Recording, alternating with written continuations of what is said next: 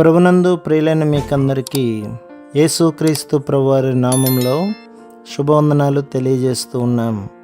దైవజనులు బ్రదర్ భక్త సింగ్ గారి పరిచర్యలో నుండి అలసిన వాణిని ఓరడించు మాటలు. మే 1. ఇదిగో నేను యుగ సమాప్తి వరకు సదాకాలం మీతో కూడా ఉన్నాను. మత్తయి సువార్త 28వ అధ్యాయం 20వ వచనం. ఎస్తేరు యొక్క మొదటి పేరు హదస్సా అని మనము ఎస్తేరు గ్రంథము 2వ అధ్యాయం 7వ వచనంలో చూసుచున్నాము. హదస్సా అనగా సామాన్యమైన గొంజి చెట్టు అని అర్థము.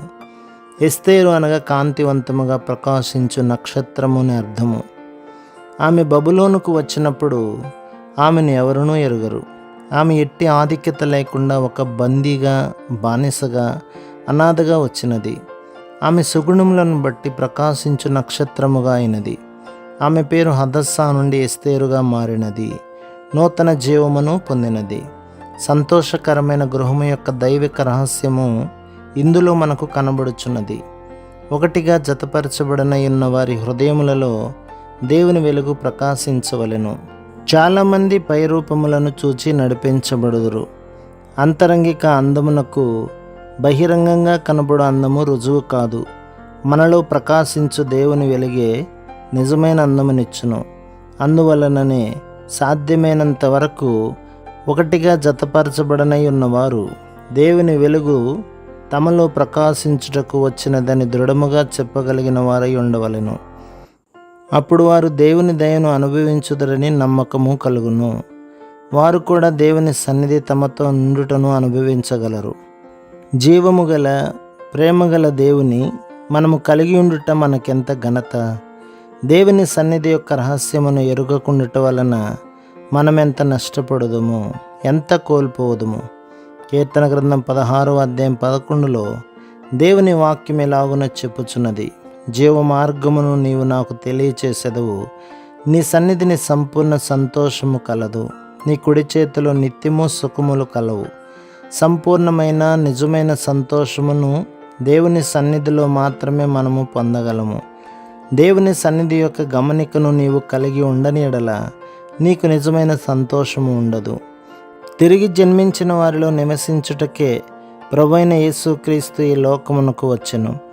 అందునిమిత్తమే ఆయన తిరిగి లేచెను. ఆయన మరణించి తిరిగి లేచునని ప్రవచించబడినది. జీవము గల, పరిశుద్ధమైన, ప్రేమగల, సర్వశక్తి గల దేవుడు మనలో మన మధ్య నివసించుటకు వచ్చి ఉన్నాడు. ఆ అనుభవమే ప్రతి శోధన మీద మనకు జయమునిచ్చును. దేవుడు తమలో నివసించవలనని కోరువారు తమ పాపములు క్షమించబడిన అనుభవము కలవారై ఉండవలెను. హృదయములు పరిశుద్ధపరచబడి ఉండవలెను. అందువలననే ప్రభువు తన రక్తము కార్చి మరణించును. జీవము గల పరిశుద్ధ దేవుడు మనలో నివసించుటకు ఇష్టపడుచున్నాడు. ఇది మనకెట్లు తెలియను? ఎల్లప్పుడూ దేవుని సన్నిధి అనుభవించుట ద్వారా తెలియను.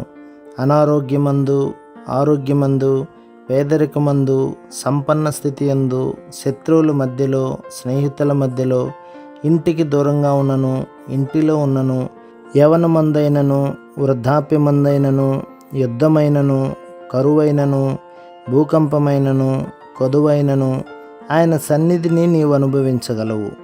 ఇది ఎట్టి అనుభవం అనగా దేవుని పిల్లలకు సంతోషమనిచ్చడే అనుభవము.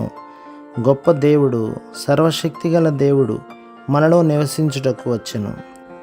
సంతోషకరమైన గృహము కలిగి ఉండవలెననినా తృప్తి కలిగి ఉండవలెను. సనగవద్దు, నేరారోపణ చేయవద్దు. ప్రతి సందర్భంలో దేవుని రుజువుపరచవలెను.